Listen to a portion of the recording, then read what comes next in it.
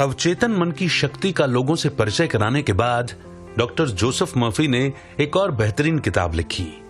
इस बार उन्होंने मन की शक्ति के एक और नए आयाम पर फोकस किया। इस बार उन्होंने बताया कि कैसे आप अपने मन को कंट्रोल करके धन को आकर्षित कर सकते हैं। इस किताब का नाम है धन को आकर्षित कैसे करें। कहते हैं कि सिर्फ सोचने से पैसा नहीं कमाया जा सकता, लेकिन डॉक्टर मर्फी के इस बारे में विचार काफी अलग थे। उनका मानना था कि सोचने से ही आप पैसे कमा सकते हैं और अमीर बन सकते हैं। अगर आपको अमीर बनना है तो सबसे पहले जरूरत है कि आप पैसों को लेकर अपनी सोच बदलें। अगर देखा जाए तो जो गरीब लोग हैं, यानी जो पैसों के लिए संघर्ष कर रहे हैं, उनकी मानसिकता पैसों को लेकर नकारात्मक रहती है।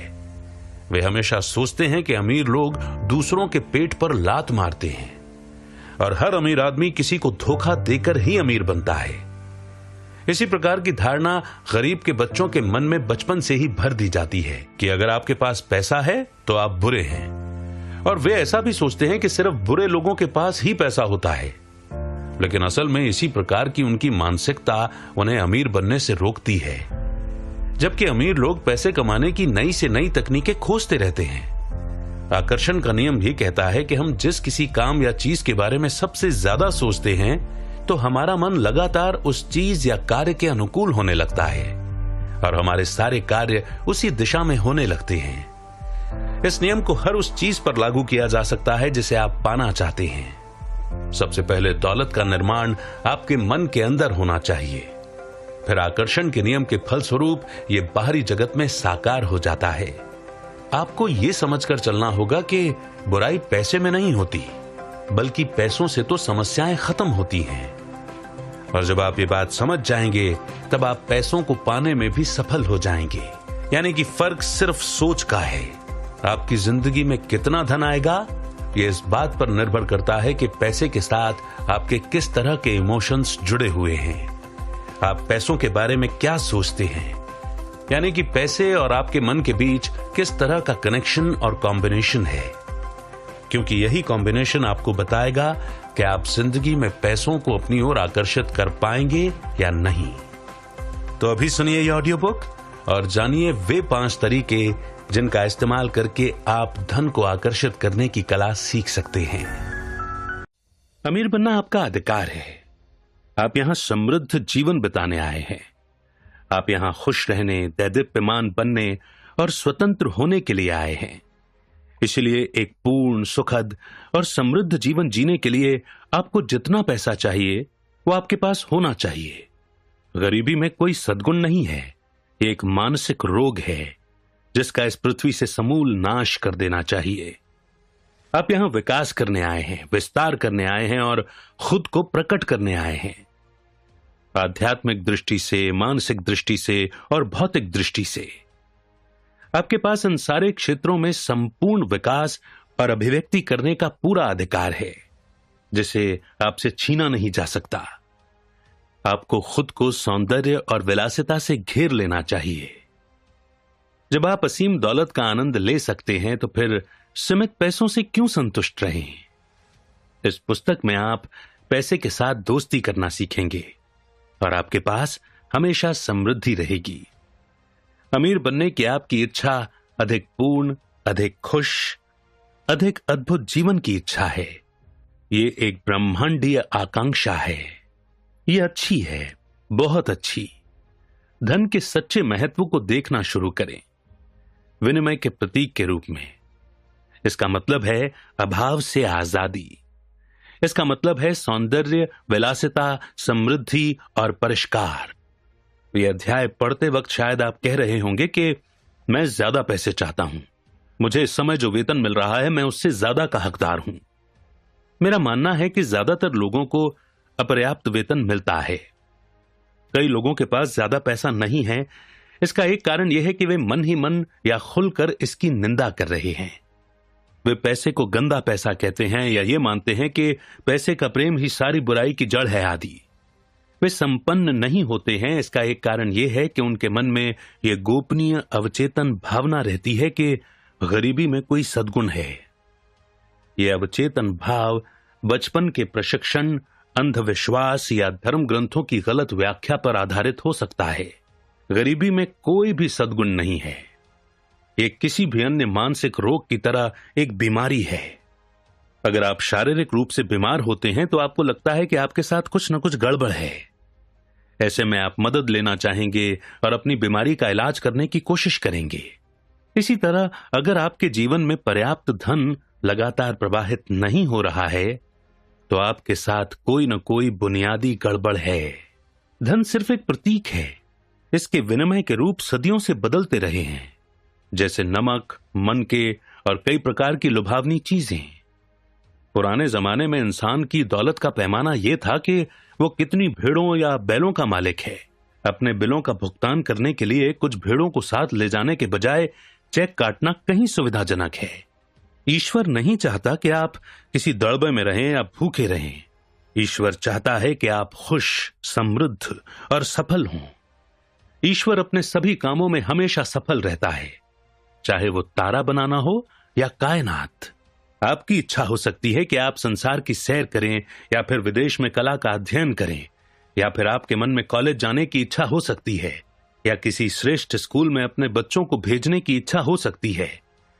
आप निश्चित रूप से अपने बच्चों को अच्छे परिवेश में पालना चाहते हैं ताकि वे सौंदर्य, सुव्यवस्था, सुमेल और अनुपात की सराहना करना सीख सकें। आप सफल होने, जीतने, सारी मुश्किलों को जीतने के लिए पैदा हुए थे।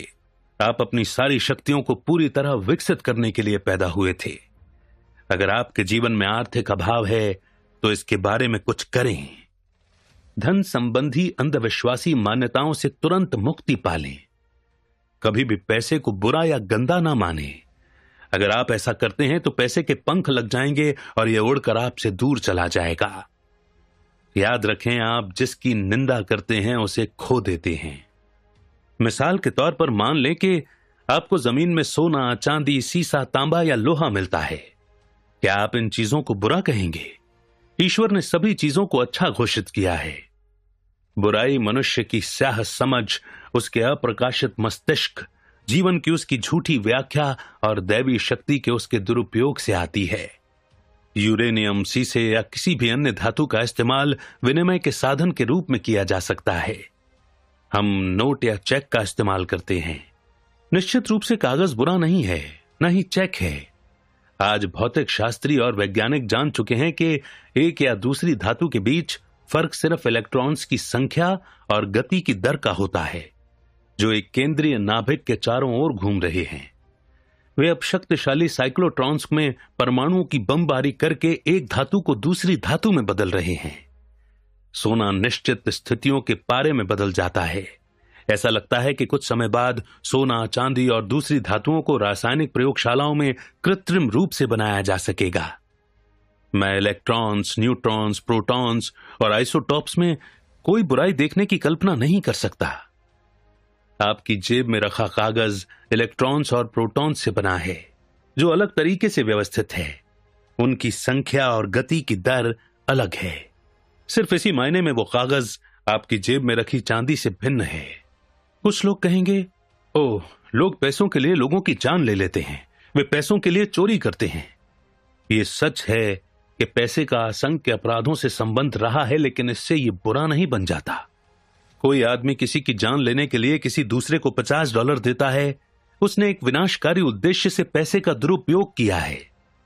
आप बिजली का इस्तेमाल किसी की जान लेने के लिए कर सकते हैं या इससे घर में प्रकाश कर सकते हैं। आप पानी का इस्तेमाल किसी शिशु की प्यास बुझाने के लिए कर सकते हैं या इसमें उसे डुबो भी सकते हैं। आप आग का इस्तेमाल किसी बच्चे को गर्मी देने या उसे जलाकर मार डालने के लिए कर सकते हैं। एक और उदाहरण यह है कि आप अपने बगीचे से मिट्टी लाकर अपने कॉफी के कप में डाल देते हैं। आपने गलत किया है, बुराई आपकी है। मिट्टी बुरी नहीं है, न ही कॉफी है। मिट्टी को गलत जगह पर डाला गया है। इसकी असली जगह आपका बगीचा है। इसी तरह अगर आपके अंगूठे में सुई चुभ जाती है तो यह बुरी नहीं है। सुई की जगह सुई दान में है, आपके अंगूठे में नहीं। हम जानते हैं कि प्रकृति की शक्तियां या तत्व बुरे नहीं होते। ये तो हमारे इस्तेमाल पर निर्भर करता है कि वे हमें फायदा पहुंचाते हैं या हमारा नुकसान करते हैं। एक आदमी ने एक बार मुझसे कहा था, मैं दिवालिया हूं, मुझे पैसा पसंद नहीं है, ये सारी बुराई की जड़ है। पैसे का प्रेम अगर बाकी सारी चीजों से प्रबल होगा तो आप एक तरफा और असंतुलित हो जाएंगे। आप संसार में अपनी शक्ति या सत्ता का समझदारी से इस्तेमाल करने आए हैं। कुछ लोग शक्ति की चाह रखते हैं, बाकी पैसे की। अगर आपका दिल पैसे पर लट्टू हो जाता है और आप कहते हैं कि बस मैं तो इसी को चाहता हूं, मैं अपना सारा ध्यान पैसे के संग्रह पर केंद्रित करने जा रहा हूं, दूसरी कोई चीज मायने नहीं रखती, तो आप पैसा कमा सकते हैं और दौलत इकट्ठी कर सकते हैं, लेकिन आप भूल रहे हैं कि आप यहां पर एक संतुलित जीवन जीने के लिए आए हैं। इंसान सिर्फ रोटी से ही नहीं जीता है। मिसाल के तौर पर, अगर आप किसी संप्रदाय या धार्मिक समूह के सदस्य हैं और इसके बारे में कट्टर बन जाते हैं, खुद को अपने दोस्तों, समाज और सामाजिक गतिविधियों से अलग कर लेते हैं, तो आप असंतुलित, अंतर्मुखी और कुंठित हो जाएंगे। प्रकृति संतुलन पर जोर देती है। यदि आपका सारा समय बाहरी चीजों और संपत्ति में ही लगा रहे तो आपकी मानसिक शांति, मधुर संबंध, प्रेम, खुशी या आदर्श स्वास्थ्य से वंचित हो जाएंगे। आप पाएंगे कि आप कोई भी ऐसी चीज नहीं खरीद सकते जो असली है। आप दौलत का संग्रह कर सकते हैं या मिलियनों डॉलर इकट्ठे कर सकते हैं। यह अपने आप में बुरा नहीं है। बुरा तो तब होता है जब आप हर दूसरी चीज से परे सिर्फ पैसे से प्यार करें। पैसे से बेइंतहा प्रेम ही कुंठा, निराशा और मोह भंग का परिणाम देता है। इस अर्थ में यह आपकी बुराई की जड़ है। पैसे को अपना एकमात्र लक्ष्य बनाकर आपने गलत चुनाव किया है। आपने सोचा था कि आपको सिर्फ यही चाहिए था, लेकिन अपनी तमाम कोशिशों के बाद आपको पता लगा कि आपको सिर्फ पैसा नहीं चाहिए था। आपको दरअसल जो चीज चाहिए थी वो थी सच्ची जगह, मानसिक शांति और समृद्धि। वैसे अगर आप चाहें तो आपके पास लाखों करोड़ों डॉलर होने के बावजूद मानसिक शांति, मधुर संबंध, आदर्श स्वास्थ्य और दैवीय अभिव्यक्ति रह सकती है। हर व्यक्ति पर्याप्त पैसे चाहता है। कोई नहीं चाहता कि उसके पास बस गुजर बसर लायक ही पैसे रहें। इंसान समृद्धि चाहता है, उसे ये मिलना चाहिए। भोजन, वस्त्र, घर, यातायात के बेहतर साधनों की अभिव्यक्ति, प्रजनन और समृद्धि के लिए हमारी जो आकांक्षाएं, इच्छाएं और आवेग हैं, वे सब ईश्वर के दिए हैं, दैवीय हैं, अच्छे हैं।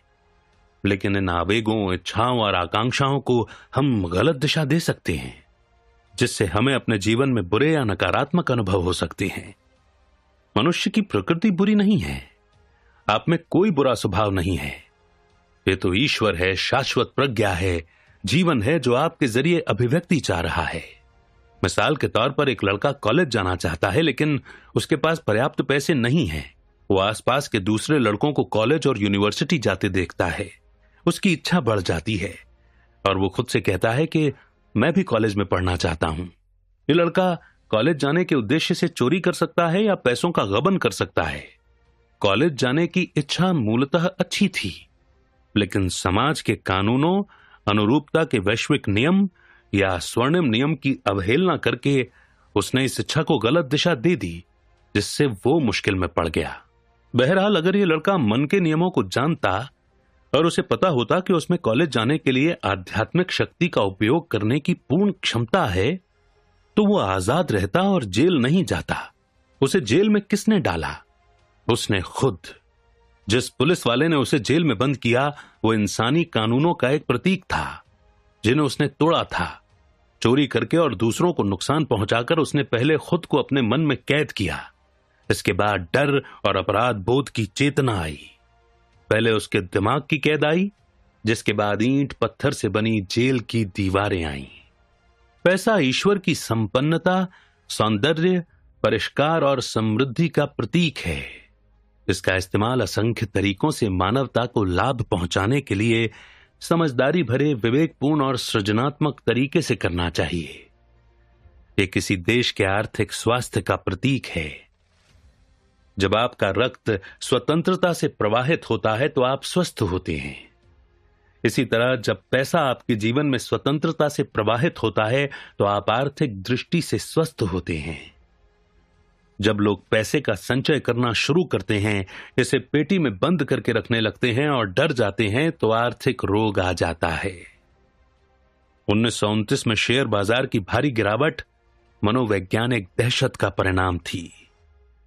डर ने हर जगह लोगों के दिमाग को जकड़ लिया था। ये एक तरह का नकारात्मक सम्मोहन था। आप एक व्यक्तिपरक और वस्तुपरक संसार में रह रहे हैं। आपको मानसिक शांति, प्रेम, सौंदर्य, मधुर संबंध, खुशी और हंसी जैसे आध्यात्मिक आहार को नजरअंदाज नहीं करना चाहिए। आध्यात्मिक शक्ति का ज्ञान सभी तरह की अमीरी के राजमार्ग तक पहुंचने का साधन है। चाहे आपकी इच्छा आध्यात्मिक हो, मानसिक हो या भौतिक हो। मानसिक नियमों या आध्यात्मिक सिद्धांत का विद्यार्थी जानता है और यकीन करता है कि आर्थिक स्थिति चाहे जैसी हो, शेयर बाजार के उतार चढ़ाव कैसे भी हों, मंदी हो, हड़तालें हो, युद्ध हो या दूसरी कैसी भी परिस्थितियां हो, वो हमेशा समृद्ध रहेगा, चाहे पैसा कोई भी रूप धारण कर ले। इसका कारण यह है कि वो दौलत की चेतना में रहता है। इस विद्यार्थी ने मन में खुद को यकीन दिला दिया है कि दौलत उसके जीवन में हमेशा खुलकर प्रवाहित हो रही है और हमेशा दैवीय समृद्धि मौजूद है। चाहे कल कोई युद्ध छिड़ जाए और विद्यार्थी की सारी वर्तमान संपत्ति मूल्यहीन हो जाए, जैसा कि प्रथम विश्व युद्ध के बाद जर्मन मार्क के साथ हुआ था, लेकिन इसके बावजूद वो दौलत को आकर्षित करेगा और सृष्टि उसकी परवाह करेगी, चाहे नई मुद्रा कोई भी रूप धारण कर ले। दौलत चेतना की अवस्था है। यह दैवी आपूर्ति के सतत प्रवाह के प्रति अनुकूलित मस्तिष्क का परिणाम है। वैज्ञानिक चिंतन पैसे या दौलत को ज्वार भाटे की तरह मानता है, यानी वो बाहर जाता है लेकिन यह हमेशा लौटता है। ज्वार भाटा कभी असफल नहीं होता, न ही मनुष्य की आपूर्ति होती है, बशर्ते वो एक अथक, अपरिवर्तनीय, अमर उपस्थिति पर विश्वास करे जो सर्वत्र मौजूद है और निरंतर प्रवाहित हो रही है। जो मनुष्य अवचेतन मन की कार्य प्रणाली जानता है, वो कभी आर्थिक स्थिति, शेयर बाजार की दहशत, मुद्रा के अवमूल्यन या मुद्रास्फीति की चिंता नहीं करता है, क्योंकि उसका वास ईश्वर की सतत आपूर्ति की चेतना में है। ऐसे मनुष्य को हमेशा एक विराट उपस्थिति द्वारा आपूर्ति दी जाएगी और उसकी देखभाल की जाएगी। हवा में उड़ते पक्षियों को देखो, क्योंकि वे बोते नहीं हैं, न ही वे काटते हैं, न ही वे खलिहानों में संग्रह करते हैं, लेकिन ईश्वर पिता उन्हें बैठ भोजन कराता है। क्या तुम उनसे बेहतर नहीं हो? जब आप दैवी उपस्थिति के साथ चेतन रूप से बातचीत करते हैं, दावा करते हैं और जानते हैं कि ये सभी तरीकों से आपका नेतृत्व और मार्गदर्शन करती है, कि ये आपके पैरों के लिए एक मशाल की तरह है, कि ये आपकी राह में रोशनी है, तो आप दैवीय रूप से समृद्ध होंगे और अपने सबसे बड़े सपनों से भी ज्यादा सफल होंगे। सतत आपूर्ति या दौलत के विचार को अपने अवचेतन मन पर अंकित करने का एक सरल तरीका यह है, अपने मन के पहियों को रोक दें, शिथिल हो जाएं, छोड़ दें, ध्यान को गतिहीन कर दें, मन में एक उनींदी ध्यान अवस्था में चले जाएं। इससे प्रयास न्यूनतम हो जाता है। फिर एक शांत, शिथिल, निष्क्रिय तरीके से इन सरल सच्चाइयों पर विचार करें। खुद से पूछें कि विचार कहां से आते हैं, दौलत कहां से आती है, आप कहां से आए थे, आपका मन कहां से आया था। आपको एक ही स्रोत की ओर ले जाया जाएगा। आप अब खुद को एक आध्यात्मिक कार्यकारी आधार पर पाते हैं। अब आपको यह एहसास अपनी बुद्धिमानी का अपमान नहीं लगेगा कि दौलत एक मानसिक अवस्था है। आगे बताए छोटे वाक्य को दिन में 3-4 बार खुद से धीरे से कहें, खासतौर पर सोने जाने से पहले। पैसा मेरे जीवन में हमेशा खुलकर प्रवाहित हो रहा है और मेरे पास हमेशा दैवीय समृद्धि है। जब आप ऐसा नियमित और सुनियोजित तरीके से करते हैं तो दौलत का विचार आपके ज्यादा गहरे यानी अवचेतन मन तक पहुंच जाएगा और आप दौलत की चेतना विकसित कर लेंगे। अविचारित या मशीनी दोहराव से दौलत की चेतना बनने में सफलता नहीं मिलेगी। आप जो भी कह रहे हैं उसकी सच्चाई महसूस करें।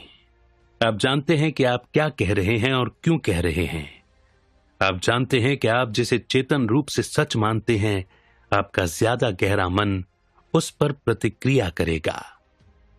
जो लोग आर्थिक मुश्किलों में फंसे हुए हैं, उन्हें शुरुआत में इस तरह के कथनों से परिणाम नहीं मिलते हैं, जैसे मैं दौलतमंद हूं, मैं समृद्ध हूं, मैं सफल हूं। उल्टे ऐसे कथनों से हालात बदतर भी हो सकते हैं। इसका कारण यह है कि अवचेतन मन दो विचारों में से ज्यादा प्रबल विचार, मनोदशा या भावना को ही स्वीकार करेगा। जब वे देखते हैं कि मैं दौलतमंद हूं, तो उनकी अभाव की भावना ज्यादा बड़ी है और उनके भीतर से आवाज आती है, नहीं, तुम दौलतमंद नहीं हो, तुम तो कंगाल हो। अभाव की भावना ज्यादा प्रबल है। इसीलिए हर कथन अभाव की मनोदशा को जागृत करता है और इस वजह से उनका अभाव बढ़ जाता है। इससे उबरने के लिए शुरुआत में लोगों को ऐसी बात कहनी चाहिए जो उनके चेतन और अवचेतन मन दोनों को स्वीकार हो। तब कोई विरोध नहीं रहेगा। हमारा अवचेतन मन हमारी मान्यताओं, भावनाओं, विश्वासों को स्वीकार करता है। ये उसे स्वीकार करता है जिसे हम चेतन रूप से सच मानते हैं। एक आदमी ये कहकर अपने अवचेतन मन का सहयोग हासिल कर सकता है, मैं हर दिन समृद्ध हो रहा हूं, हर दिन मेरी दौलत और बुद्धिमानी बढ़ रही है, हर दिन मेरी दौलत बढ़ रही है, मैं आर्थिक दृष्टि से तरक्की कर रहा हूं, विकास कर रहा हूं और आगे बढ़ रहा हूं। इन कथनों से मन में कोई संघर्ष उत्पन्न नहीं होगा। मिसाल के तौर पर, अगर किसी सेल्समैन की जेब में सिर्फ 10 सेंट हैं, तो वो आसानी से ये स्वीकार कर सकता है कि कल उसके पास ज्यादा पैसे हो सकते हैं। अगर उसने कल एक जोड़ी जूते बेचे थे, तो उसके भीतर ऐसा कुछ नहीं है जो कहे कि उसकी बिक्री नहीं बढ़ सकती। वो इस प्रकार के कथनों का इस्तेमाल कर सकता है, मेरी बिक्री हर दिन बढ़ रही है, मैं तरक्की कर रहा हूं और आगे बढ़ रहा हूं। वो ये पाएगा कि मनोवैज्ञानिक रूप से यह ठोस है। उसका मन इन कथनों को सच मान लेगा और उसे मनचाहा फल देगा। आध्यात्मिक रूप से उन्नत जो विद्यार्थी शांति से, जानते हुए और भावना के साथ कहते हैं कि मैं संपन्न हूं, मैं सफल हूं, मैं दौलतमंद हूं, उन्हें भी अद्भुत परिणाम मिलेंगे। ऐसा क्यों होगा?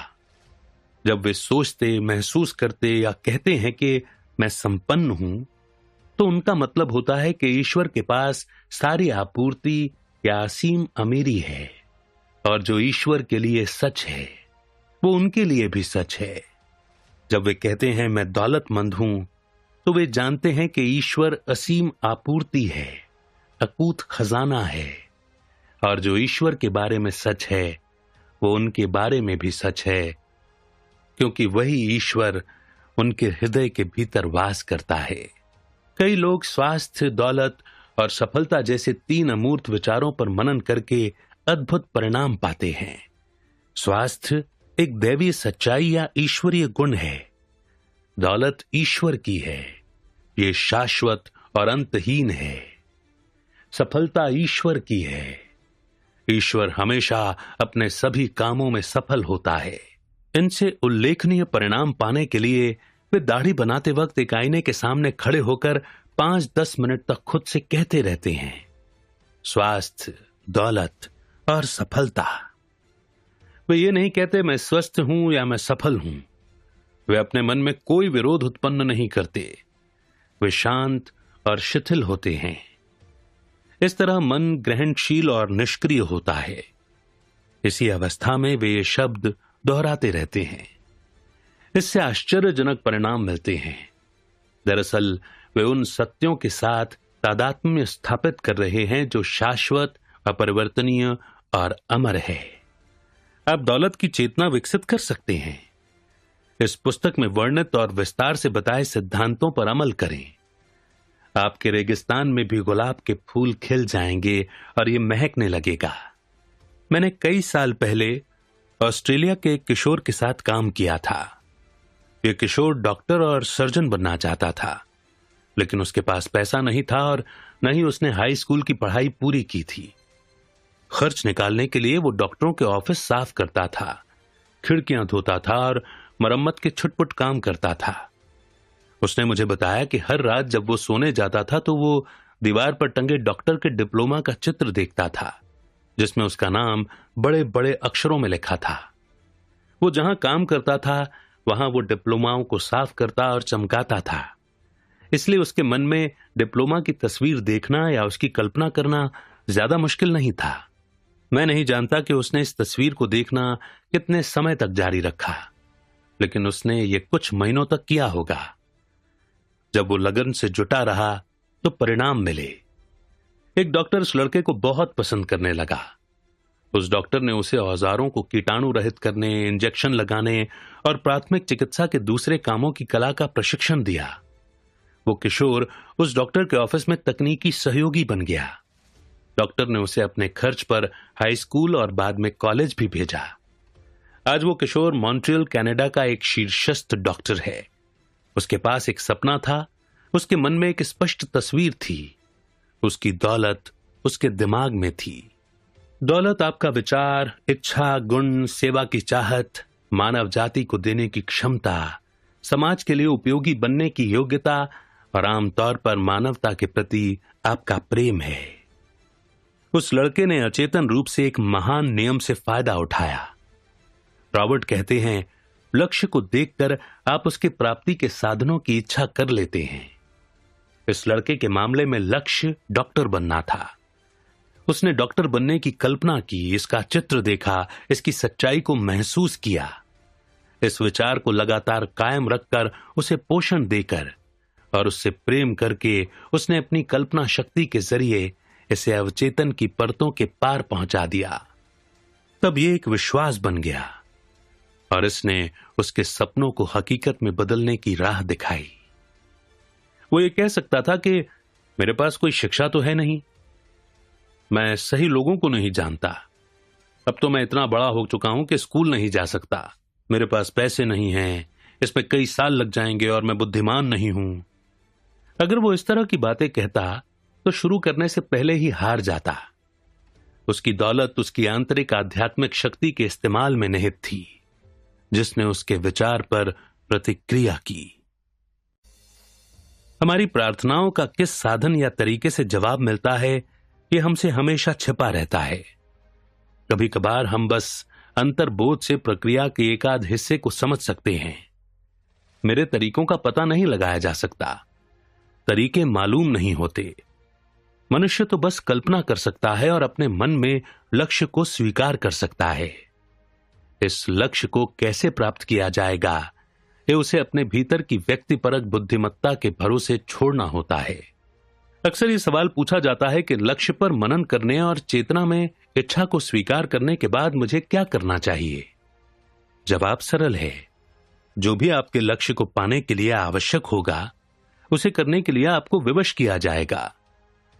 अवचेतन का नियम है विवशता, जीवन का नियम है क्रिया और प्रतिक्रिया। हम जो भी क्रिया करते हैं वो हमारे मन की आंतरिक गतिविधियों, आंतरिक भावों और विश्वासों पर स्वचालित प्रतिक्रिया होती है। कुछ महीनों पहले जब मैं सोने गया तो मैंने कल्पना की कि मैं अपनी एक लोकप्रिय पुस्तक मैजिक ऑफ फेथ को फ्रांसीसी भाषा में पढ़ रहा हूं। मैंने एक कल्पना की कि यह पुस्तक सभी फ्रांसीसी बोलने वाले देशों में पढ़ी जा रही है। कई सप्ताह तक मैंने हर रात यही किया और अपने हाथों में मैजिक ऑफ फेथ के काल्पनिक फ्रांसीसी संस्करण को थामने के चित्र के साथ सो गया। 1954 के क्रिसमस के ठीक पहले मुझे पेरिस के एक अग्रणी प्रकाशक का पत्र मिला, जिसने एक अनुबंध भी साथ में भेजा था। पत्र में लिखा था कि मैं उस अनुबंध पर हस्ताक्षर कर दूं और उसे मैजिक ऑफ फेथ के फ्रांसीसी संस्करण को प्रकाशित करने तथा फ्रांसीसी भाषा बोलने वाले सभी देशों में उसे प्रचारित करने की अनुमति दूं। आप मुझसे पूछ सकते हैं कि प्रार्थना के अलावा मैंने इस पुस्तक के प्रकाशन के बारे में क्या किया। मैं कहूंगा, कुछ नहीं। उसके बाद तो व्यक्तिपरक प्रज्ञा ने कमान थाम ली थी और अपने तरीके से यह कर दिया था, जो मेरे चेतन रूप से सोचे किसी भी तरीके से कहीं बेहतर था।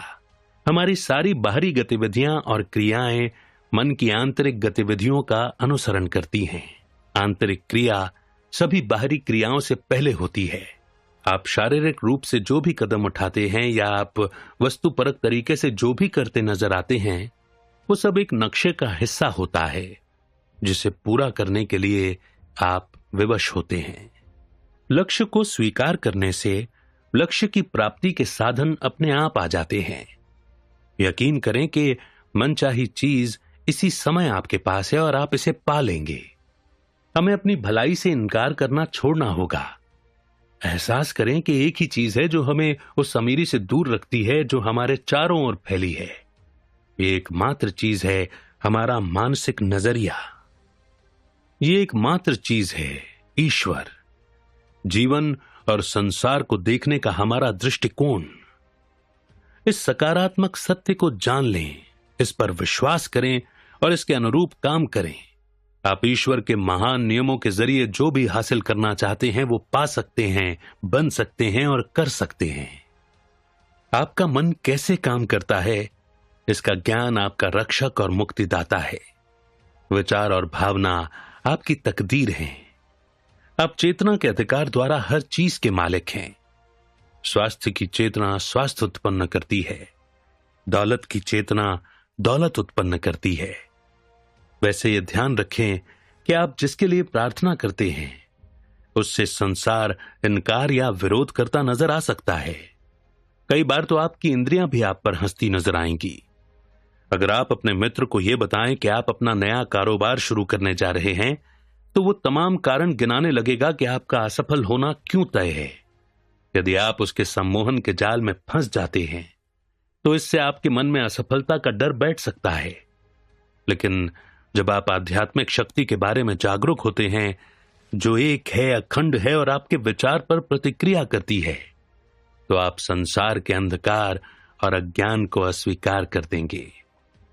तब आप ये समझ जाएंगे कि आपके पास सफल होने के लिए सारे औजार, शक्ति और ज्ञान है। अमीरी के राजमार्ग पर चलने के लिए आपको दूसरों की राह में रोड़े या बाधाएं नहीं रखनी चाहिए, नहीं दूसरों के प्रति ईर्ष्या या डाह रखनी चाहिए। दरअसल इन नकारात्मक भावों को आश्रय देकर आप खुद को ही चोट और नुकसान पहुंचा रहे हैं, क्योंकि आप ही तो हैं जो इसे सोच रहे हैं और महसूस कर रहे हैं। जैसा क्विम्बी ने कहा था, आप किसी दूसरे को जो सुझाव देते हैं वो आप खुद को दे रहे हैं। इस वजह से स्वर्णिम नियम एक ब्रह्मांडीय और दैवीय नियम है। मुझे यकीन है आपने लोगों को यह कहते सुना होगा, इस आदमी का गोरख धंधा है, वो एक ठग है, वो बेईमानी से पैसे कमा रहा है, वो धोखेबाज है।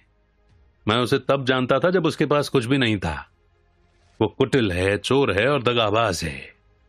अगर आप ये बोलने वाले आदमी का विश्लेषण करते हैं तो आप पाते हैं कि वो आमतौर पर अभाव में है या किसी आर्थिक अथवा शारीरिक बीमारी का शिकार है। शायद कॉलेज के उसके पुराने मित्र सफलता की सीढ़ी पर ऊपर पहुंच गए और उससे ज्यादा अच्छी स्थिति में पहुंच गए। उनकी प्रगति देखकर वो कटु और ईर्ष्यालु हो गया है। कई मामलों में यही उसके पतन का कारण होता है। इन सहपाठियों के बारे में नकारात्मक तरीके से सोचने और उनकी दौलत की निंदा करने का नतीजा यह होता है कि जिस दौलत और समृद्धि के लिए वो प्रार्थना कर रहा है वो गायब हो जाती है और दूर चली जाती है। वो जिन चीजों के लिए प्रार्थना कर रहा है दरअसल उन्हीं की निंदा कर रहा है। वो दो तरफा प्रार्थना कर रहा है। एक तरफ तो वो कह रहा है कि ईश्वर मुझे समृद्ध बना रहा है, और अगली ही सांस में मन ही मन या जोर से वो ये कह रहा है कि मैं उस आदमी की दौलत से द्वेष करता हूं। हमेशा दूसरे व्यक्ति को दुआ दें, हमेशा उसकी समृद्धि और सफलता पर खुश हों। ऐसा करके आप खुद को दुआ देते हैं और समृद्ध बनाते हैं। अगर आप बैंक जाते हैं और देखते हैं कि सड़क पार वाला आपका प्रतिस्पर्धी आपसे 20 गुना ज्यादा पैसे जमा करा रहा है, या आप उसे $10,000 जमा करते देखें तो खुश हों। यह देखकर बहुत खुश हों कि ईश्वर की समृद्धि उसके एक पुत्र के माध्यम से प्रकट हो रही है। तब आप उस चीज को दुआ दे रहे हैं और बढ़ा रहे हैं जिसके लिए आप प्रार्थना कर रहे हैं कि आप जिसे दुआ देते हैं वो कई गुना होता है। आप उसकी निंदा करते हैं, आप उसे गंवा देते हैं। अगर आप किसी बड़ी कंपनी में काम कर रहे हो और इस बारे में सोच रहे हो या चिढ़ रहे हो कि आपको कम तनख्वाह मिलती है, आपको सम्मान नहीं दिया जाता और आप अधिक धन तथा मान्यता के हकदार हैं, तो आप अचेतन रूप से उस संगठन के साथ अपने बंधनों को तोड़ रहे हैं। आप एक नियम को सक्रिय कर रहे हैं फिर सुपरिटेंडेंट या मैनेजर आपसे कहता है कि हमें आपको निकालना होगा। दरअसल आपने खुद को निकाला था। मैनेजर तो बस एक जरिया था जिसने आपकी नकारात्मक मानसिक अवस्था की पुष्टि की। दूसरे शब्दों में वो एक संदेशवाहक था जो आपको वही बता रहा था जो आपने अपने बारे में सच माना था। ये क्रिया और प्रतिक्रिया के नियम का एक उदाहरण था। क्रिया आपके दिमाग की आंतरिक गतिविधि थी, प्रतिक्रिया आपकी अंदरूनी सोच को सही साबित करने के लिए बाहरी जगत की प्रतिक्रिया थी। शायद इसे पढ़ते वक्त आप किसी ऐसे व्यक्ति के बारे में सोच रहे होंगे जो दूसरों से लाभ उठाकर, उन्हें धोखा देकर या खराब निवेश बेचकर आर्थिक दृष्टि से समृद्ध बना हो। इसका जवाब स्पष्ट है, क्योंकि अगर हम किसी दूसरे को लूटते हैं, धोखा देते हैं या फायदा उठाते हैं तो हम खुद के साथ भी यही करते हैं। वास्तव में इस मामले में हम खुद को ही चोट पहुंचा रहे या लूट रहे हैं। पहली बात तो यह है कि इससे हम अभाव की मनोदशा में रहते हैं, जिससे नुकसान का हमारी ओर आकर्षित होना तय है। यह नुकसान कई तरीकों से हो सकता है। ये स्वास्थ्य, प्रतिष्ठा, मानसिक शांति, सामाजिक ओहदे, घर में बीमारी या कारोबार में कंगाली के रूप में आ सकता है। जरूरी नहीं है कि नुकसान सिर्फ आर्थिक हानि के रूप में ही आए। हमें अदूरदर्शी नहीं होना चाहिए और ये नहीं सोचना चाहिए कि नुकसान सिर्फ डॉलर और सेंट में ही होगा। क्या यह अद्भुत भाव नहीं है कि आप जब रात को तकिए पर सिर रखें तो पूरे संसार के साथ शांतिमय महसूस करें और आपका दिल सबके प्रति सद्भाव से भरा हो। कुछ लोग हैं जिन्होंने गलत तरीके से दूसरों को कुचलकर, धोखा करके, छल से और कपट से पैसा इकट्ठा किया है। इसकी कीमत क्या है? कई बार तो यह कीमत मानसिक और शारीरिक रोग की होती है। कई बार अपराध बोध की ग्रंथियों, अनिंद्रा या छिपे हुए डरों की होती है। जैसा एक आदमी ने मुझे बताया था, हां, मैं दूसरों को कुचल कर आगे बढ़ा था। मैं जो चाहता था वो तो मुझे मिल गया, लेकिन इस चक्कर में मुझे कैंसर भी मिल गया। उसे एहसास था कि उसने गलत तरीके से दौलत हासिल की थी। आप किसी को चोट पहुंचाए बिना दौलतमंद और समृद्ध बन सकते हैं। कई लोग खुद को लगातार लूट रहे हैं। वे खुद से ही चुरा रहे हैं। मानसिक शांति, स्वास्थ्य, खुशी, प्रेरणा, खुशी और ईश्वर की हंसी। हालांकि वे कह सकते हैं कि उन्होंने कभी चोरी नहीं की, लेकिन क्या यह सच है? हर बार जब हम किसी से द्वेष करते हैं या ईर्ष्या करते हैं या किसी दूसरे की दौलत या सफलता पर जलते हैं तो दरअसल हम खुद से चुरा रहे हैं।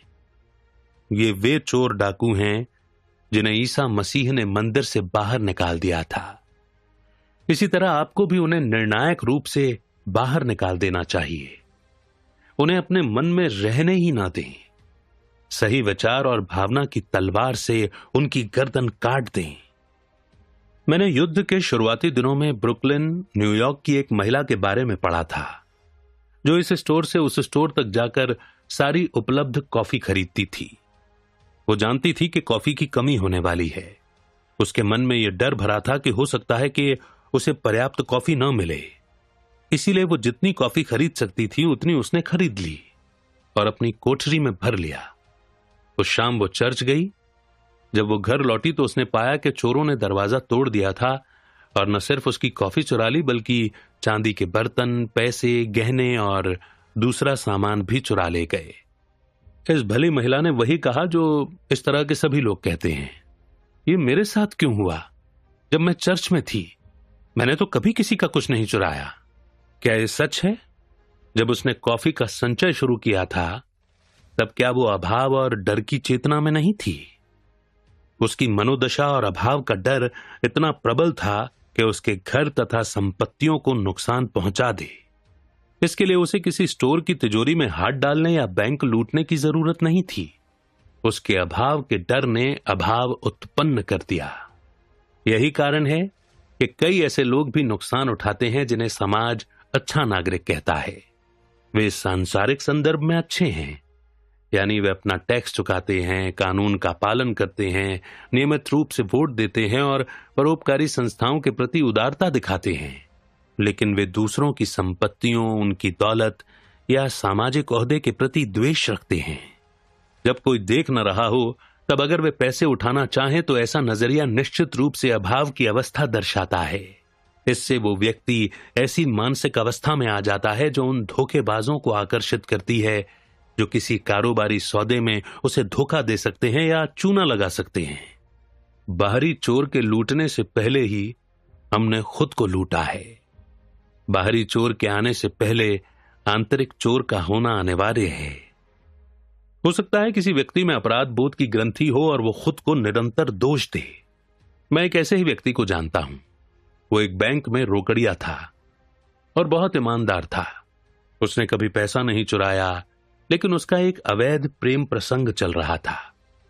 वो एक रखेल को सहारा दे रहा था और अपने परिवार को वंचित रख रहा था। वो इस डर में जी रहा था कि उसका भेद खुल जाएगा।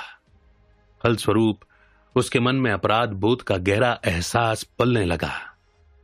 अपराध बोध के बाद डर आता है और डर की वजह से मांसपेशियां और श्लेष्म झिल्लियां सिकुड़ जाती हैं।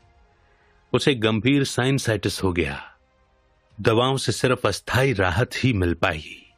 मैंने उस आदमी को उसकी परेशानी का असल कारण बताया और उससे कहा कि इसका बस यही इलाज है कि वो अपने विवाहेतर प्रेम प्रसंग को खत्म कर दे। उसने कहा कि वो ऐसा नहीं कर सकता। उसने कहा कि वो औरत उसकी आत्मा की सहचरी है और वो पहले ही ये कोशिश करके देख चुका है। इसके लिए वो हमेशा खुद को दोष दे रहा था और अपनी निंदा कर रहा था। एक दिन बैंक के एक अधिकारी ने उस पर पैसों के गबन का आरोप लगा दिया। मामला संगीन दिख रहा था। क्योंकि परिस्थिति जन्य प्रमाण मौजूद था, रोकड़िया दहशत में आ गया और उसे एहसास हुआ कि उस पर आरोप लगाए जाने का एकमात्र कारण यही था कि वो खुद पर आरोप लगा रहा था और अपनी निंदा कर रहा था। वो समझ गया कि मस्तिष्क इसी तरह काम करता है। जब तक वो मन में खुद पर आरोप लगाता रहेगा, बाहरी संसार में भी उस पर आरोप लगाए जाएंगे। गबन के आरोप के सदमे की वजह से उसने दूसरी औरत के साथ तुरंत संबंध तोड़ लिए और अपने तथा बैंक अधिकारी के बीच समझ और दैवीय मधुर संबंध के लिए प्रार्थना करने लगा। वो ये दावा करने लगा कि कुछ भी छिपा नहीं है जो प्रकट न हो। ईश्वर की शांति सभी संबंधित मस्तिष्कों और हृदयों में सर्वोच्च विराजमान है। सच्चाई की जीत हुई। सच्चाई के प्रकाश में सारा मामला साफ हो गया। एक और युवक का पता चला जो अपराधी था। बैंक का रोकड़िया जानता था कि सिर्फ प्रार्थना की वजह से ही वो जेल जाने से बचा था। महान नियम है, जैसा आप चाहते हैं कि लोग आपके बारे में सोचें, उनके बारे में भी वैसा ही सोचें। जैसा आप चाहते हैं कि लोग आपके बारे में महसूस करें, उनके बारे में भी वैसा ही महसूस करो। शिद्दत से कहें, मैं इस पृथ्वी पर चलने वाले हर इंसान के लिए जो चाहता हूं, वही मैं खुद के लिए भी चाहता हूं। मेरे दिल की सच्ची इच्छा यह है कि हर जगह सभी लोगों को शांति, प्रेम, खुशी, समृद्धि और ईश्वर के वरदान मिलें। सभी लोगों की प्रगति, तरक्की और समृद्धि में आनंदित व खुश हों। जो भी आप अपने लिए सच करना चाहते हों, उसे हर जगह सभी लोगों के लिए सही माने। अगर आप खुशी और मानसिक शांति के लिए प्रार्थना करते हैं, तो सभी के लिए शांति और खुशी का दावा करें। किसी दूसरे को कभी किसी खुशी से वंचित करने की कोशिश न करें। अगर आप ऐसा करते हैं तो आप खुद को वंचित करते हैं। जब पैसा आपके मित्र के पास आता है तो वो आपके पास भी आता है। यदि आपकी कंपनी में किसी की तरक्की होती है तो आनंदित और खुश हों, उसे बधाई दें, उसकी तरक्की और प्रतिष्ठा पर प्रसन्न हों। अगर आप क्रोधित या द्वेषपूर्ण हैं तो आप खुद को नीचे धकेल रहे हैं।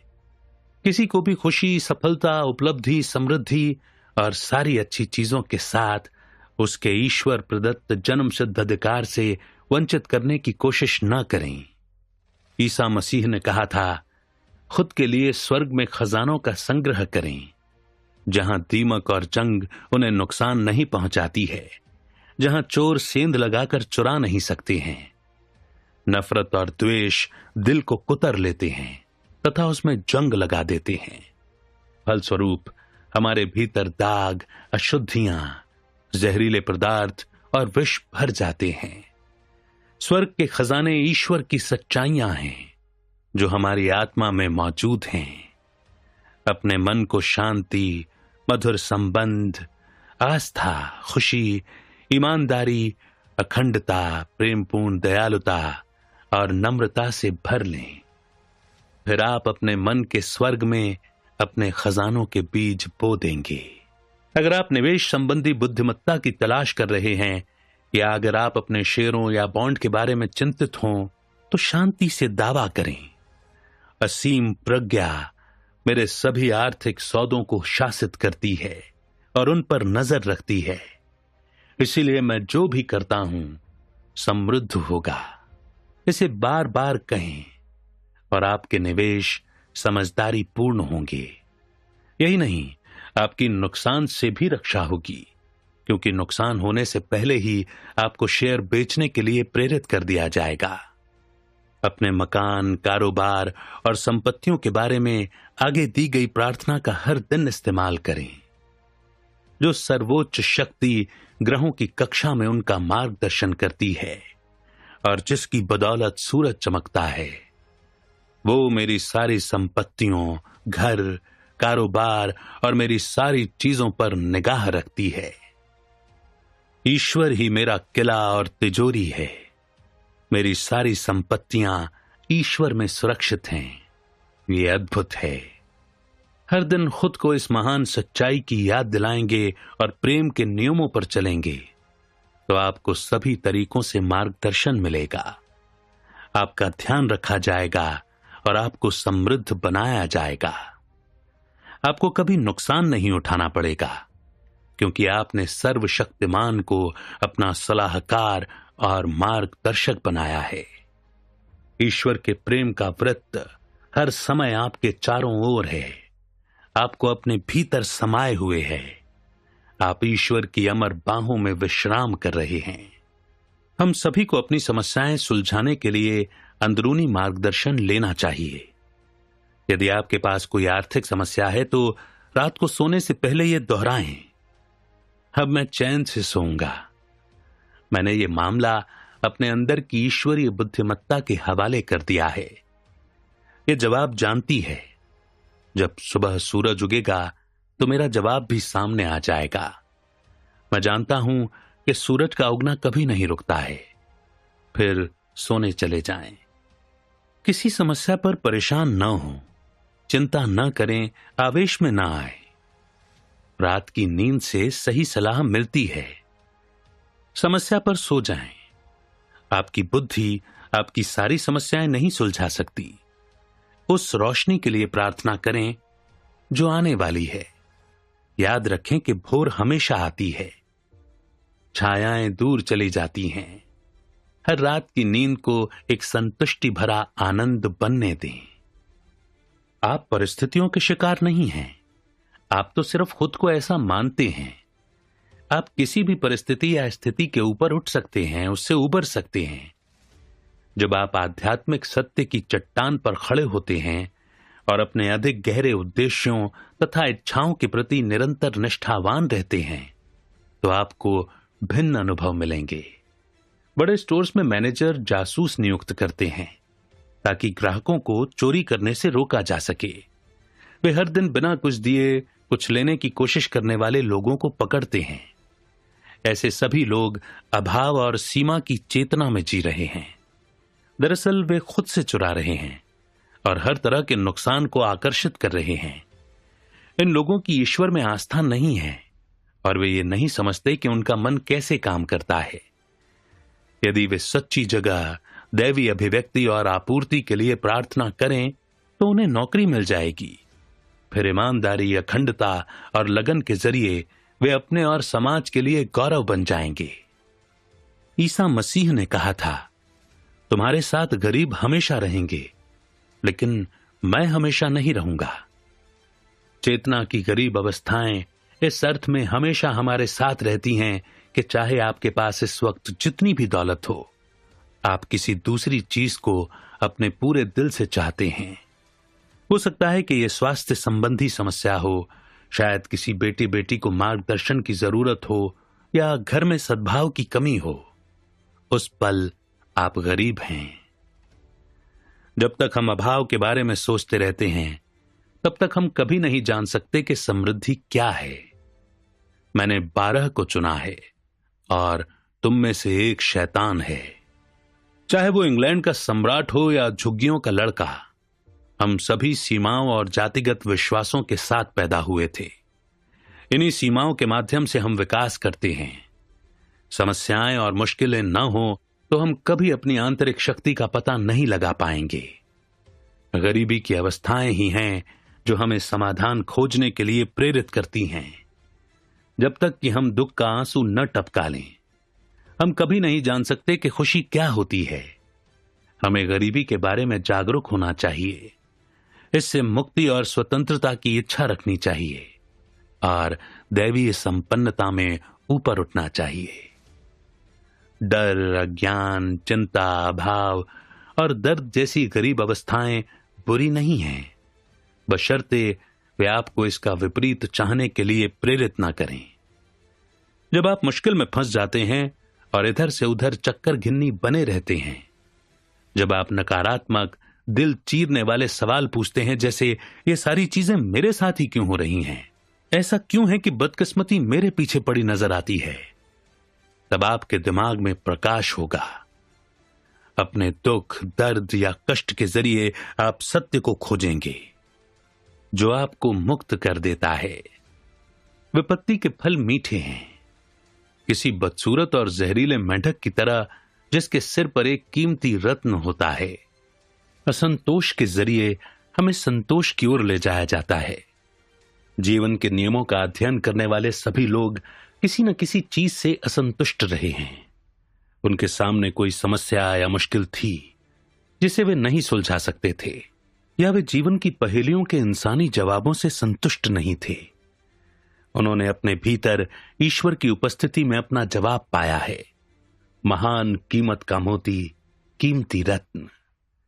बाइबल कहती है, मैंने ईश्वर को खोजा था और मैंने उसे पा लिया और उसने मुझे मेरे तमाम डरों से आजाद कर दिया। जब आप अपनी महत्वाकांक्षा या इच्छा को हासिल कर लेते हैं तो आप सिर्फ कुछ समय के लिए ही संतुष्ट होंगे। इसके बाद विस्तार करने की आकांक्षा एक बार फिर मन में आ जाएगी। यह जीवन है जो आपके जरिए ज्यादा ऊंचे स्तरों पर खुद को अभिव्यक्त करना चाहता है। जब एक इच्छा संतुष्ट होती है तो दूसरी आ जाती है, फिर तीसरी, और यह सिलसिला अनंत काल तक चलता रहता है। आप यहां विकास करने आए हैं। जीवन स्थिर नहीं है, ये तो प्रगतिशील है। आप यहां एक महिमा से दूसरी महिमा तक जाने के लिए आए हैं। इसका कोई अंत नहीं है, क्योंकि ईश्वर की महिमा का कोई अंत नहीं है। हम सभी इस अर्थ में गरीब हैं कि हम हमेशा जीवन में अधिक प्रकाश, ज्ञान, खुशी और आनंद चाहते हैं। ईश्वर अनंत है और अनंत काल में भी आप उस महिमा, सौंदर्य और बुद्धिमानी के खजाने को खत्म नहीं कर सकते जो आपके भीतर है। आप बहुत अद्भुत हैं। निरपेक्ष संसार में सारी चीजें पूर्ण हैं, लेकिन सापेक्ष जगत में हमें उस महिमा के प्रति जागृत होना चाहिए जो हमारी थी संसार के भी शुरू होने से पहले। चाहे आप कितने भी बुद्धिमान हों और आप बुद्धिमानी की तलाश कर रहे हों, इसीलिए आप अब भी गरीब हैं। आप गणित, भौतिकी या खगोल शास्त्र के क्षेत्र में चाहे जितने ज्ञानी हों, आप केवल सतह को खरोच रहे हैं। आप अब भी गरीब हैं। यात्रा हमेशा आगे की तरफ, ऊपर की तरफ और ईश्वर की तरफ है। दरअसल ये एक जागृत करने वाली प्रक्रिया है जिसके द्वारा आपको एहसास होता है कि सृजन पूर्ण है।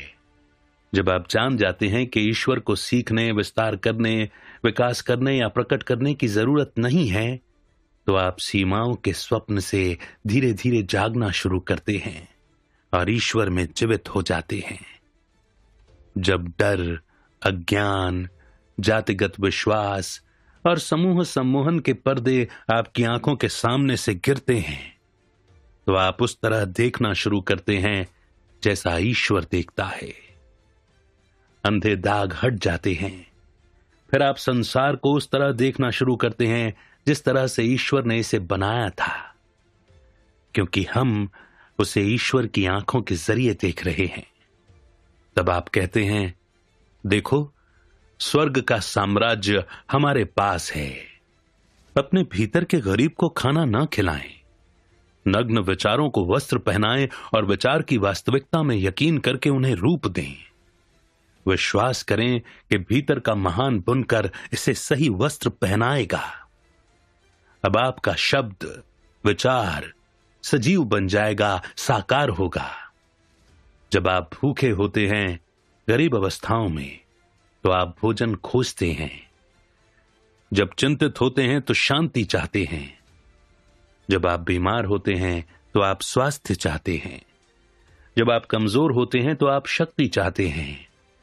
समृद्धि की इच्छा आपके भीतर ईश्वर की आवाज है, जो आपको बता रही है कि समृद्धि आपकी है। इसीलिए अपनी गरीब अवस्था के जरिए आप विकास करने, विस्तार करने, प्रकट करने और अपनी इच्छाओं को हासिल करने की आकांक्षा पाएंगे। आपके कंधे में होने वाला दर्द एक छिपा हुआ वरदान है। यह आपको बताता है कि आपको इसके बारे में तुरंत कुछ करना चाहिए। अगर कोई दर्द और मुश्किल का संकेत न हो तो आपकी बांह सड़क पर अचानक टूटकर गिर सकती है। आपका दर्द ईश्वर का चेतावनी तंत्र है, जो आपको बता रहा है कि आप उसकी शांति और उसकी उपचारक शक्ति को खोजें तथा अंधकार से प्रकाश की ओर बढ़ें। जब आप ठंडे होते हैं तो आप आग जलाते हैं। जब आप भूखे होते हैं तो आप भोजन करते हैं। इसी तरह जब आप अभाव में हों तो संपन्नता और समृद्धि की मनोदशा में दाखिल हों। लक्ष्य की कल्पना करें, इसमें आनंदित हों। लक्ष्य की कल्पना करके और इसे सच महसूस करके आपने इसके साकार होने के साधनों को जागृत कर दिया है। जब आप भयभीत और चिंतित हों तो अपने मन को ईश्वर के महान सत्यों की खुराक दें, जो समय के इम्तिहान में खरे उतरे हैं और हमेशा कायम रहेंगे। आप महान भजनों पर मनन करके राहत पा सकते हैं। मिसाल के तौर पर, ईश्वर मेरा गडरिया है, मुझे कोई कमी नहीं रहेगी। ईश्वर मेरी शरण है, मेरी मुक्ति है, मुझे किसका डर है। ईश्वर मुश्किल के समय में हमेशा मौजूद सहायता है। मेरा ईश्वर, मैं उसमें भरोसा करूंगा। वो मुझे अपने पंखों से ढक लेगा और मैं उसके डैनों तले विश्राम करूंगा। ईश्वर के साथ अकेला व्यक्ति भी बहुमत में होता है। यदि ईश्वर मेरे साथ है तो मेरे खिलाफ कौन टिक सकता है। मैं ईश्वर के माध्यम से सारी चीजें करता हूं जो मुझे शक्ति देते हैं। इन सत्यों के उपचारक कंपन अपने मन में और हृदय में भरने दें। फिर आप इस मनन प्रक्रिया का इस्तेमाल करके अपने दिमाग से सारे डरों, शंकाओं और चिंताओं को हटा पाएंगे। एक और महान आध्यात्मिक सच्चाई को आत्मसात करें। खुश हृदय से चेहरा खुश रहता है। खुश हृदय निरंतर जश्न मनाता है। खुश हृदय दवा जैसा भला करता है। निराशा हड्डियों को सुखा देती है। इसलिए मैं तुम्हें याद दिलाता हूं कि तुम अपने भीतर ईश्वर के उपहार को जागृत करो और अभी ईश्वर के उपहार को जागृत करना शुरू करें। इसके लिए इंद्रियों के प्रमाण को पूरी तरह अस्वीकार कर दें।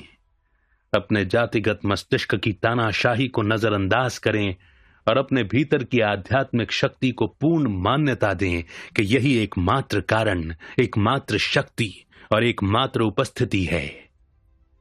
जान लें कि यह एक प्रतिक्रियाशील और दयालु शक्ति है। इसके करीब जाएं और यह आपके और करीब आएगी। आश्वस्ति, विश्वास और प्रेम के साथ इसके करीब जाएं। यह आपको प्रेम, शांति, मार्गदर्शन और समृद्धि देकर प्रतिक्रिया करेगी। यह आपको राहत देगी, मार्गदर्शन देगी, परामर्श देगी और परम पिता बनेगी। फिर आप कहेंगे, ईश्वर प्रेम है, मैंने उसे पा लिया है और उसने सचमुच मुझे सारे डरों से मुक्त कर दिया है। यही नहीं, आप खुद को हरे चारागाहों में पाएंगे जहां समृद्धि और ईश्वर की सारी दौलत आपके जरिए मुक्तता से प्रवाहित होती है। दिन के दौरान खुलकर और खुशी खुशी खुद से कहें, मैं दिन भर ईश्वर की उपस्थिति की चेतना में चलता हूं। उसकी पूर्णता सारे समय मेरे माध्यम से प्रवाहित होती है। और मेरे जीवन के खाली बर्तन भरती है। आप जो भी बनने की हसरत रखते हैं, जब आप उससे पूरी तरह भरे होते हैं तो आपकी प्रार्थना का जवाब मिल जाता है, यानी आपकी इच्छा पूरी हो जाती है। क्या आपके जीवन में सारे बर्तन भरे हैं? स्वास्थ्य, दौलत, प्रेम और अभिव्यक्ति के चारों स्तरों को देखें। क्या आप इन सभी स्तरों पर पूरी तरह संतुष्ट हैं? क्या इन चारों में से किसी एक में कोई कमी है? आप जो चाहते हो वो इनमें से किसी न किसी श्रेणी में आता है। अगर आप कहते हैं मैं तो बस सत्य या बुद्धिमानी चाहता हूं, तो आप हर जगह के सभी लोगों की इच्छा को व्यक्त कर रहे हैं। हर कोई यही चाहता है, भले ही शब्द अलग हों। सत्य या बुद्धिमानी हर व्यक्ति की सामान्य इच्छा है। यह अभिव्यक्ति की श्रेणी में आती है। आप यहां ईश्वर को अधिकाधिक व्यक्त करने की इच्छा करते हैं। अपने अभाव, सीमा और समस्याओं के जरिए आप ईश्वर के प्रकाश में खुद को खोजते हैं। कोई दूसरा तरीका नहीं है जिससे आप खुद को खोज सकते थे। अगर आप अपनी शक्तियों का दोनों तरफ इस्तेमाल नहीं कर सकते तो आप खुद को कभी नहीं खोज पाएंगे, न ही आप कभी अपने को शासित करने वाले नियम को समझ पाएंगे। अगर आपको अच्छा बनने या प्रेम करने के लिए विवश किया जाए तो यह प्रेम नहीं होगा, तब तो आप एक कठपुतली होंगे। आपके पास प्रेम करने की स्वतंत्रता है, क्योंकि आप इसे दे सकते हैं या आप इसे अपने पास रख सकते हैं। अगर किसी को प्रेम करने को मजबूर किया जाए तो यह प्रेम नहीं होगा। जब कोई महिला आपसे कहती है कि वो आपसे प्रेम करती है और आपको चाहती है, तब क्या आपको अच्छा नहीं लगता? उसने संसार के सभी पुरुषों में से आपको चुना है। वो आपसे प्रेम करने के लिए मजबूर नहीं है। अगर वो आपसे प्रेम करने के लिए मजबूर होती तो आपको इसके बारे में अच्छा नहीं लगता और आप खुश नहीं होते। आपके पास हत्यारा या संत बनने की स्वतंत्रता है। इसी कारण हम लिंकन जैसे लोगों की प्रशंसा करते हैं। उन्होंने अच्छाई का चुनाव करने का निर्णय लिया था। हम उनके चुनाव की प्रशंसा करते हैं। यदि हम यकीन करते हैं कि परिस्थितियां, स्थितियां, घटनाएं, उम्र, जाति, धार्मिक प्रशिक्षण या शुरुआती परिवेश हमारे खुश, समृद्ध जीवन हासिल करने की संभावना को रोक सकते हैं, तो हम चोर और लुटेरे हैं। खुशी और समृद्धि को अभिव्यक्त करने के लिए बस खुश और समृद्ध महसूस करने की जरूरत है। दौलत की भावना से दौलत उत्पन्न होती है। चेतना की अवस्थाएं खुद को प्रकट करती हैं। इसीलिए यह कहा जाता है कि जो भी मेरे सामने आए थे भावना, वे चोर और डाकू हैं।